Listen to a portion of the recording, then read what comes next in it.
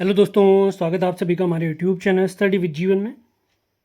तो पिछले दिनों पेपर लीक प्रकरण की खबरें लगातार सुनते सुनते दिमाग थोड़ा ख़राब भी हो रहा था। लेकिन इसी बीच कल उत्तराखंड डीआईपीआर में राज्य सरकार ने घोषणा करी कि वो कुछ गाँवों को, बहुत सारे गाँवों को जो राजस्व ग्राम थे उन्हें पुलिस व्यवस्था के अंतर्गत शामिल कर ली है।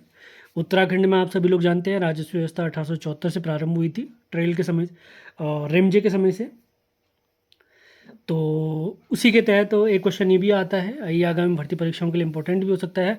उत्तराखंड का पहला जिला कौन सा है जिसने पूर्ण रूप से राजस्व जो ग्राम क्षेत्र है उसको पुलिस व्यवस्था के अंतर्गत शामिल कर दिया है? कमेंट बॉक्स में आप लोग आंसर देंगे। अब इससे होगा क्या, राजस्व ग्राम पुलिस व्यवस्था के अंतर्गत आने की वजह से क्या होंगे, पुलिस का कार्यभार बढ़ जाएगा, यानी वर्क फोर्स की आवश्यकता बढ़ेगी। और वर्क फोर्स कंप्लीट कौन करेगी? नई पुलिस भर्ती के माध्यम से इसको कंप्लीट करवाया जाएगा। तो पूरी खबर हम पढ़ने वाले हैं, उत्तराखंड डीआईपीआर में क्या खबर थी और हमारे अखबार में क्या खबर आई है, वो सारी डिटेल हम समझेंगे और इसके क्या मायने हो सकते हैं ये भी समझेंगे। इससे पहले चैनल पर आप नए हैं तो इसे लाइक, शेयर और चैनल को सब्सक्राइब जरूर करें। वीडियो आपको पसंद आती है तो इसे लाइक, शेयर और सब्सक्राइब जरूर करना है। सभी महत्वपूर्ण लिंक वीडियो के डिस्क्रिप्शन में दिए गए हैं, वहाँ से भी आप हमसे जुड़ सकते हैं। तो कल उत्तराखंड डीआईपीआर, जैसे आप इनके पेज पर जाते हैं तो इसमें खबर आई थी कि प्रदेश सरकार ने राज्य के 1983 राजस्व ग्रामों को नियमित पुलिस क्षेत्राधिकार में शामिल कर दिया गया है।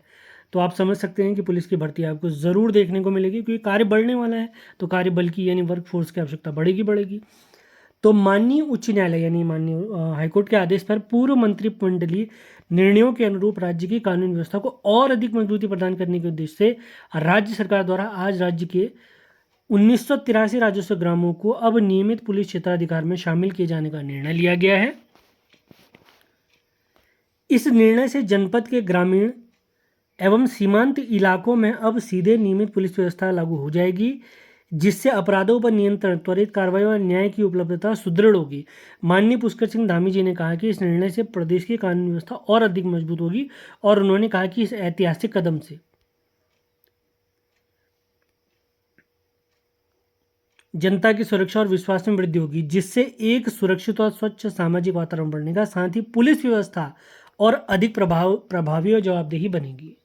आप लोग को ध्यान होगा, पिछले दिनों हमारे मुख्यमंत्री जी ने कहा था कि अगले वर्ष तक वो 10,000 भर्तियां करवा लेंगे।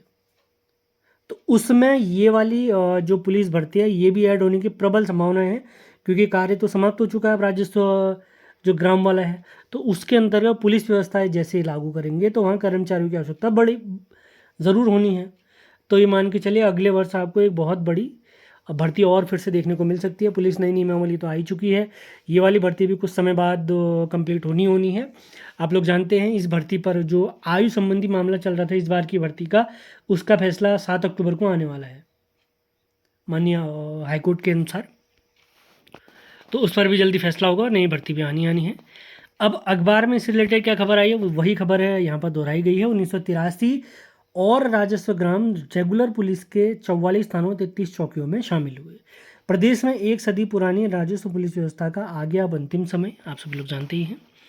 तो देहरादून में अब सदी से भी पुरानी राजस्व पुलिस व्यवस्था समाप्ति की ओर, उत्तराखंड में अब सदी से पुरानी राजस्व पुलिस व्यवस्था समाप्त होने की जारी है।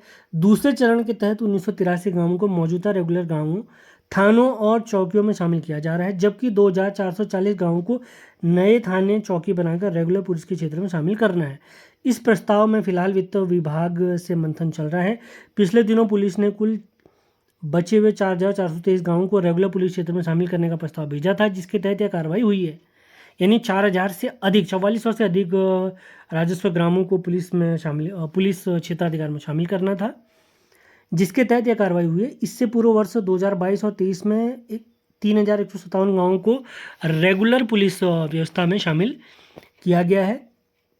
इनमें से कुछ मौजूदा रेगुलर पुलिस के क्षेत्र में शामिल हुए थे और 1300 गाँवों के लिए 6 थानों और 20 चौकियों का सृजन किया गया था, ये मान के चलिए। गौरतलब है कि देश में उत्तराखंड राज्य का अकेला राज्य है जो इस पुरानी कानून व्यवस्था को ढो रहा है। अपराध बढ़ने और अपराधियों के तौर तरीकों में बदलाव को देखते हुए कई बार इस व्यवस्था को समाप्त करने की बात हुई, लेकिन इसमें किसी न किसी तरह की अड़चन आती गई। सितंबर 2022 में, वेरी इंपॉर्टेंट है, पौड़ी के यमकेश्वर ब्लॉक में अंकिता भंडारी की हत्या हुई, जिसकी जांच के शुरुआती चरण में राजस्व पुलिस पर सवालिया निशान एक बार फिर खड़े हुए थे। पहले सरकार ने और फिर हाईकोर्ट ने इस पुरानी व्यवस्था को खत्म करने के आदेश दिए। इसके लिए पुलिस विभाग को राजस्व क्षेत्रों में सर्वे करने का जिम्मा सौंपा गया। करीब 3 महीने तक चले सर्वे के बाद दिसंबर 2022 में 1800 गांवों को मौजूदा रेगुलर पुलिस थाना क्षेत्रों में शामिल किया गया। फरवरी 2023 में नए थानों चौकियों का सृजन को मंजूरी दी गई। तब से दूसरे चरण का सर्वे किया जा रहा था। अब गत जुलाई में दूसरे और अंतिम चरण का प्रस्ताव तैयार हो चुका है। बचे हुए 4423 गांवों को रेगुलर पुलिस व्यवस्था में शामिल करने की योजना है, जिसमें से मौजूदा 44 थाने और 33 चौकियों में 1983 राजस्व ग्रामों को शामिल कर लिया गया है। 2440 गांवों के लिए 9 थाने और 44 रिपोर्टिंग चौकियां बनाने का प्रस्ताव पर, ये देखिए वेरी इंपॉर्टेंट है। इसी वजह से हम कह रहे हैं कि नई पुलिस भर्ती आपको ज़रूर देखने को मिलने वाली है। इस पर हमारे मुख्यमंत्री जी और सचिव शैलेश बगोली जी का क्या कहना है वो भी देख लेते हैं। मुख्यमंत्री जी कहते हैं कि इस निर्णय से प्रदेश की कानून व्यवस्था और अधिक मजबूत होगी। इस ऐतिहासिक कदम से जनता की सुरक्षा और विश्वास में वृद्धि होगी। अब सचिव वित्त गृह विभाग के जो शैलेश बगोली जी वो क्या कहते हैं, पुलिस का राजस्व गांवों को रेगुलर पुलिस में शामिल करने के लिए दूसरे चरण का प्रस्ताव शासन को मिला था। इसमें मौजूदा थाने चौकियों के विस्तार संबंधी प्रस्ताव को मंजूरी दे दी गई है। नए थाने और चौकियों के सृजन के संबंध में वित्त विभाग से कार्रवाई चल रही है। आप सभी लोग जानते हैं 2026 का वर्ष काफ़ी महत्वपूर्ण है उत्तराखंड में नई भर्तियों के लिए भी और राज्य सरकार को अपने कार्यकाल को और मजबूत करने के लिए, क्योंकि 2027 के शुरुआती जो तिमाही होगी उसमें तो चुनाव होने हैं। तो ये मान के चलिए पुलिस की नई भर्ती भी आपको ज़रूर देखने को मिलेगी। यह घटनाक्रम इस पर एक प्रकार की मोहर भी लगाता है। इसके अलावा कोई अन्य अपडेट हमें प्राप्त होती है तो आपको तुरंत अपडेट कर दिया जाएगा। और कोई भी अन्य सवाल आपके हैं तो कमेंट बॉक्स हमारा ओपन रहता है, वहाँ पर आप हमें अपने सवाल पूछ सकते हैं। तो मिलते हैं अगले वीडियो में। धन्यवाद।